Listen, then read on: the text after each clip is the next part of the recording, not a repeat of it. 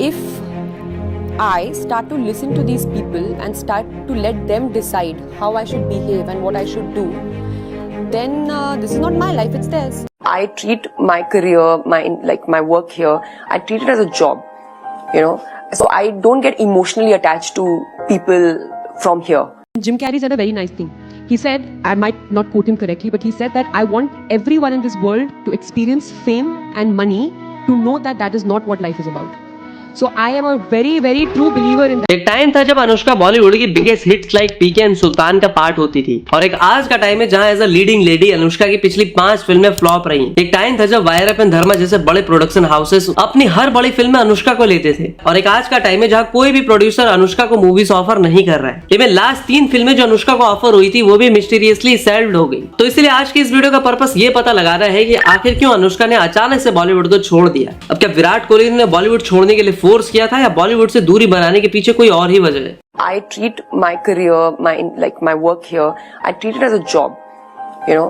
So I don't get emotionally attached to people from here, you know. Really? Yeah, I have no attachment. तो अनुष्का ने बॉलीवुड छोड़ा या छुड़ाया गया उस पे तो हम बात करेंगे ही, साथ ही साथ हम आपको ये भी बताएंगे कि कैसे जब अनुष्का बॉलीवुड में आने वाली थी तब एक पावरफुल बॉलीवुड पर्सन ने अनुष्का का करियर शुरू होने से पहले ही खत्म करने की साजिश रची थी। और हम उस टॉप बॉलीवुड एक्ट्रेस की भी बात करेंगे जिसने अनुष्का शर्मा के करियर को डिस्ट्रॉय करने का ट्राई किया था। तो आखिर किस रीजन की वजह से अनुष्का ने बॉलीवुड छोड़ा, उससे पहले हम आपको उनकी बॉलीवुड में आने की जर्नी बताते हैं। तो Anushka Sharma was born on 1 May 1988 in Uttar Pradesh. भगवान राम के शहर अयोध्या में अनुष्का का जन्म होता है और उनके पापा अजय कुमार शर्मा एक बड़े आर्मी ऑफिसर होते हैं। वहीं उनकी मां असीमा शर्मा एक होम मेकर होती है। अब अनुष्का भले यूपी में पैदा हुई हो, बट उन्होंने अपनी अर्ली स्कूलिंग आसाम में सेंट मैरी नाम के एक स्कूल से की थी। और आपको एक शॉकिंग बात बताऊं, उस स्कूल में अनुष्का शर्मा की क्लासमेट हमारी माही भाई की वाइफ यानी कि साक्षी धोनी थी। तो आसाम में अनुष्का की प्राइमरी स्कूलिंग हुई थी, लेकिन आगे की पढ़ाई के लिए उन्हें बैंगलोर के एक आर्मी स्कूल में भेजा गया था। और फिर बैंगलोर में ही आर्ट्स स्ट्रीम से उन्होंने अपनी ग्रेजुएशन कंप्लीट करी थी। और अपनी ग्रेजुएशन कंप्लीट करने के बाद अनुष्का शर्मा को यह क्लियर हो गया था कि उन्हें मॉडलिंग ही करनी है या फिर जर्नलिज्म में घुसना है। तो अनुष्का ने पहले से ही मॉडलिंग में फोकस करना स्टार्ट कर दिया और अपने मॉडलिंग करियर पे फोकस करने के लिए वो आगे जाके मुंबई शिफ्ट हो गई। और 2007 में लैक्मी फैशन वीक में वेंडल रॉड्रिक्स के लिए अपना रनवे भी डेब्यू किया। और उसी दौरान बॉलीवुड वालों की नजर अनुष्का शर्मा में पड़ी। फिर क्या था, आदित्य चोपड़ा ने अनुष्का को ऑडिशन के लिए बोला और उनसे पर्सनली मीटिंग भी की। और उस मीटिंग में इनविजिबल मैन आदित्य चोपड़ा ने अनुष्का के मुंह पे बोल दिया कि तुम उतनी ब्यूटीफुल नहीं हो जितना तुम्हें लगता है, इसलिए तुम्हें एक्टिंग में थोड़ा ज्यादा एफर्ट लगाना पड़ेगा। और यही नहीं, जब आदित्य चोपड़ा ने अनुष्का शर्मा को अपनी फिल्म रद्दे बना दी जोड़ी के लिए साइन करने का सोचा और अनुष्का की पिक करण जौहर को दिखाई, तो उस टाइम पे करण जौहर वो पिक देख के आदित्य चोपड़ा को कहे कि अनुष्का को मूवी से निकालो यार, इसमें वो बात नहीं। और करण ने ऐसा इसलिए कहा क्योंकि वो इस फिल्म में किसी और एक्ट्रेस को रद्दे बनानी जोड़ी में एसआरके के अपोजिट कास्ट करवाना चाहते थे। I totally wanted to completely murder Anushka Sharma's career because when Aditya Chopra showed me her image and I was like, no, mad what? Why are you signing her? You're crazy. There's no need for you to sign this Anushka Sharma. There was another lead actress at that time who I wanted Adi to sign and I was totally behind the scenes sabotaging her completely. और अनुष्का के career में ये पहली और आखिरी बार नहीं था जब बॉलीवुड से किसी ने उनका करियर डिस्ट्रॉय करने की कोशिश की हो। तो फ्यूचर में कौन सी एक्ट्रेस है जो अनुष्का के करियर को डिस्ट्रॉय करना चाहती थी, उसके बारे में हम आगे बात करेंगे। बट पहले हम अनुष्का शर्मा के आइकॉनिक डेब्यू की बात करते हैं। तो अनुष्का शर्मा वो लकी एक्ट्रेस बनी जिनको अपनी डेब्यू फिल्म रद्दे बना दी जोड़ी में एसआरके और आदित्य चोपड़ा के साथ काम करने का मौका मिला। और ये वही फिल्म है जिसमें एसआरके खुद का भेष बदल के अपनी वाइफ को चीट करने पे मजबूर करते हैं और ये देखते हैं कि क्या ये औरत मेरे ही साथ मिलकर मुझे ही चीट करेगी या नहीं। आई नो कि मेरी बातों का कोई सेंस नहीं है, बट वायर ने तो वैसे फिल्म बना दी और वो फिल्म ब्लॉकबस्टर भी हुई। हाँ, 31 करोड़ में बनी रद्दे बना दी जोड़ी ने 157 करोड़ का कलेक्शन किया। तो 2008 में अनुष्का शर्मा ने रद्दे बना दी जोड़ी जैसी ब्लॉकबस्टर फिल्म से डेब्यू करा और उनके काम को सब लोगों ने बहुत ज्यादा प्रेज भी किया। अब इतनी बड़ी ब्लॉकबस्टर देने के बाद वैसे तो हर प्रोड्यूसर अनुष्का को अपनी फिल्म में कास्ट करना चाहता था, लेकिन अनुष्का चाह के भी किसी और प्रोड्यूसर के साथ काम नहीं कर सकती थी क्योंकि अनुष्का ने वायरअप के साथ उनका वो फेमस 3 मूवीज वाला कॉन्ट्रैक्ट साइन किया था। और इस कॉन्ट्रैक्ट की वजह से ही अनुष्का आगे भी वायरअप के साथ बदमाश कंपनी और बैंड बाजा बारात जैसी फिल्में करती है। अब ये दोनों ही फिल्में काफी अच्छी थी, लेकिन इनमें से सिर्फ हिट बनी बैंड बाजा बारात। देखो, इस पॉइंट तक अनुष्का इंडस्ट्री में धीरे धीरे खुद को एस्टेब्लिश कर चुकी थी और अपनी हर फिल्म के साथ ऑडियंस का दिल भी जीत रही थी। साथ ही साथ बहुत सी कंपनी अनुष्का को ब्रांड एंडोर्समेंट के लिए अप्रोच कर रही थी। और कहा जाता है कि 2012 में अनुष्का की बढ़ती डिमांड को देख के दीपिका की पीआर टीम ने अनुष्का के अगेंस्ट एक नेगेटिव कैंपेन भी शुरू कराया था। और इस कैंपेन के दौरान ऐसी न्यूज स्प्रेड करी गई थी कि अनुष्का शर्मा अपनी फीस कम करके और धोखे से से दूसरे एक्ट्रेसेस की ब्रांड डील्स अपनी तरफ खींच लेती है। सोर्सेस की माने तो एक 2-व्हीलर कंपनी के लिए हाल ही में ब्रांड एम्बेसडर बनी अनुष्का ने ब्रांड वॉर में अपनी स्पीड कुछ ऐसी बढ़ा ली कि दीपिका पीछे रह गईं।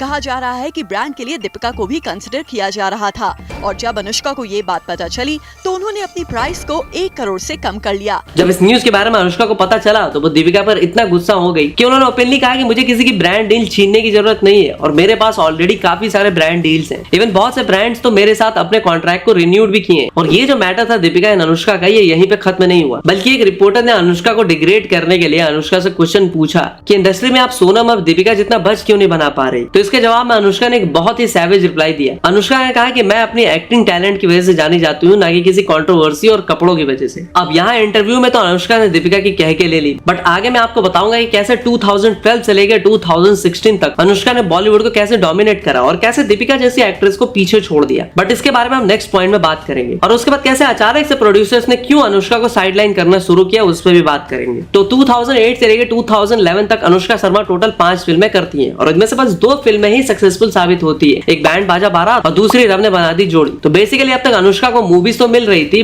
बट अभी भी उनका नाम बॉलीवुड की टॉप एक्ट्रेसेस में से नहीं आता था। तो फिर 2012 में अनुष्का की किस्मत बदलती है जब वो फिर से एसआरके के साथ जब तक है जान में काम करती है और सक्सेसफुल साबित होती है। एक तरफ जब तक है जान अनुष्का के लिए मिनी कमबैक फिल्म होती है, तो 2012 में अपना मिनी कमबैक करने के बाद 2013 में अनुष्का की लाइफ में 2 बड़े इंसिडेंट होते हैं। पहला तो ये कि वो खुद की production company clean slate film open करती है, जिसमें वो आगे जाके पाताल, बुलबुल, परी जैसे सॉलिड कंटेंट बनाती है। और साथ ही साल 2013 में क्लियर नाम की एक एंटी डैंड्रफ शैम्पू के एड शूट के दौरान अनुष्का की मुलाकात विराट से होती है और वो इंस्टेंटली एक दूसरे को डेट करना भी स्टार्ट कर देते हैं। अब जहां अनुष्का ने अपनी लव लाइफ में तो सिक्सर मार ही दिया था, बट अब बारी थी अपनी फिल्मी करियर में सिक्सर मारने की। और फिर क्या था, अनुष्का ने सिक्सर नहीं मल्टीपल सेंचुरीज मार डाली। तो 2012 में एसआरके के साथ जब तक जान जैसे हिट फिल्म देने के बाद 2014 में अनुष्का ने आमिर के साथ पीके जैसी ब्लॉकबस्टर फिल्म दी और फिर 2016 में सलमान के साथ सुल्तान जैसी एक और ब्लॉकबस्टर। और इसी के साथ अनुष्का यंग जनरेशन एक्ट्रेस में इकलौती ऐसी एक्ट्रेस बनी जिसने तीनों खान्स के साथ सक्सेसफुल फिल्में की। साथ ही साथ उस टाइम पे अनुष्का बॉलीवुड की top 2 production houses like Dharma and YRF की फर्स्ट चॉइस बन चुकी थी और ये दोनों ही प्रोडक्शन हाउस अपनी हर बड़ी फिल्म में अनुष्का को as a leading lady cast करने लगी थी। और जहां अनुष्का बिग कमर्शियल हिट्स दे रही थी, वहीं उन्होंने NH10 और परी जैसी वुमेन सेंट्रिक फिल्में भी करी थी और इस तरह के रिस्की फिल्मों में अपनी एक्टिंग पोटेंशियल भी दिखाया था। तो 2016 आते आते अनुष्का बॉलीवुड की टॉप एक्ट्रेसेस में शामिल हो चुकी होती है। और अगर उनकी लव लाइफ की थोड़ी और बात करें तो भैया विराट कोहली को अनुष्का इतनी पसंद आ गई थी कि Virat test and one day series finish करके और एक दिन 2016 में अनुष्का के साथ T20 खेलते हुए वो क्लीन बोल्ड हो जाते हैं। आई मीन 2016 में अनुष्का एंड विराट के ब्रेकअप की न्यूज आने लगती है और इस न्यूज के बाद ही जिन विराट फैंस को लगता था कि अनुष्का पनौती है, बट उन फैंस की खुशी ज्यादा देर टिक नहीं पाती क्योंकि ये ब्रेकअप की न्यूज फॉल्स थी। विराट और अनुष्का की लव लाइफ बिल्कुल परफेक्ट चल रही थी और इतनी परफेक्ट चल रही थी कि 2017 में 11 दिसंबर को इटली में उन्होंने 100 करोड़ खर्च करके एक एपिक मैरिज अरेंज की। बट यहाँ पे इंटरेस्टिंग बात ये है कि 2017 में अनुष्का की शादी होती है, 2018 में अनुष्का ने फिल्मों से रिटायरमेंट ले ली होती। तो अब क्वेश्चन ये आता है कि क्या बॉलीवुड छोड़ना अनुष्का का खुद का डिसीजन था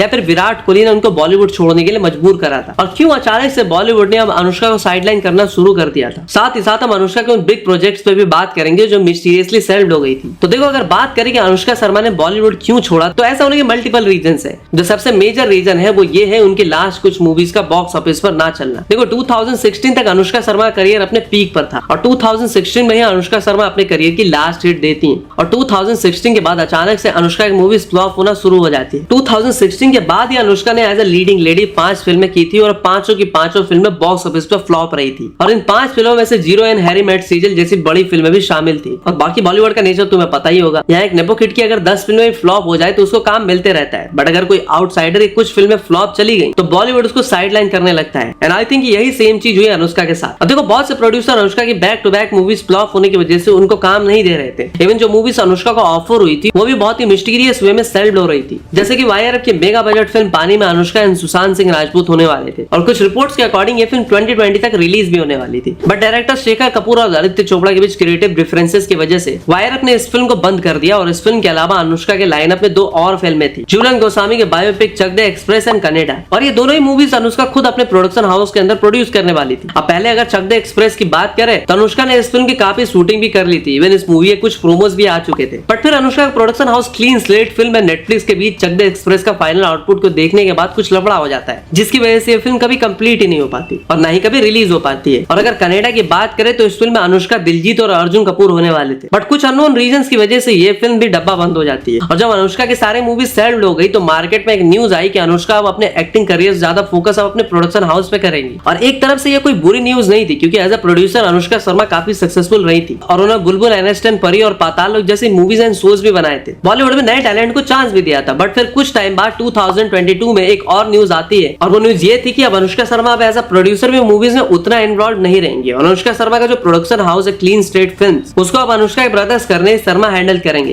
एंड आई थिंक अनुष्का के इस डिसीजन ने क्लियर कर दिया था कि अब वो बॉलीवुड से दूर जा चुकी है। बट अगर मैं आपसे पूछूं कि मैंने जो बातें बताई उसके बेसिस पे अनुष्का का बॉलीवुड छोड़ने का एक्चुअल रीजन क्या था, तो आई एम श्योर कि मोस्टली लोग यही कहेंगे कि अनुष्का की मूवीज बॉक्स ऑफिस पे चल नहीं रही थी, नई मूवीज उनको बॉलीवुड से ऑफर नहीं हो रही थी, इसलिए उनको मजबूरन बॉलीवुड छोड़ना पड़ा। तो ये एक रीजन हो सकता है। बट यहाँ पे एक और रीजन है जो मुझे थोड़ा और जेन्युइन लगता है, और वो रीजन ये है कि अनुष्का ने सालों पहले एक इंटरव्यू में यहाँ तक कहा था कि जब उनकी शादी हो जाएगी तो वो मोस्ट प्रोबेबली बॉलीवुड फिल्में करना छोड़ देंगी। तो आई थिंक अनुष्का का बॉलीवुड से अचानक गायब हो जाना उनकी मूवीज के फ्लॉप होने की वजह से नहीं, बल्कि बॉलीवुड छोड़ने का डिसीजन अनुष्का ने पूरे होशो हवास में लिया ताकि वो अपने 3 बच्चों आई मीन 2 बच्चे और विराट कोहली को संभाल सके और शादी के बाद अपनी फैमिली का ध्यान रख सके। और मुझे लगता है कि अपनी फैमिली का ध्यान रखने के लिए किसी भी एक्ट्रेस का बॉलीवुड छोड़ना कोई बुरी बात नहीं है और ना ही कोई नई बात है। तो बहुत सी ऐसी भी एक्ट्रेसेस हैं जो शादी के बाद शॉकिंग रीजन की वजह से बॉलीवुड से गायब हो गई। तो अगर आपको उन एक्ट्रेसेस पे भी वीडियो चाहिए तो कमेंट सेक्शन में अपनी विश लिख के भेजो। तुम्हारी विश स्लाइडर फैक्ट्स की टीम डेफिनेटली पूरा करेगी। तो मैं मिलता हूं तुमसे अगली वीडियो में, तब तक के लिए हर हर महादेव।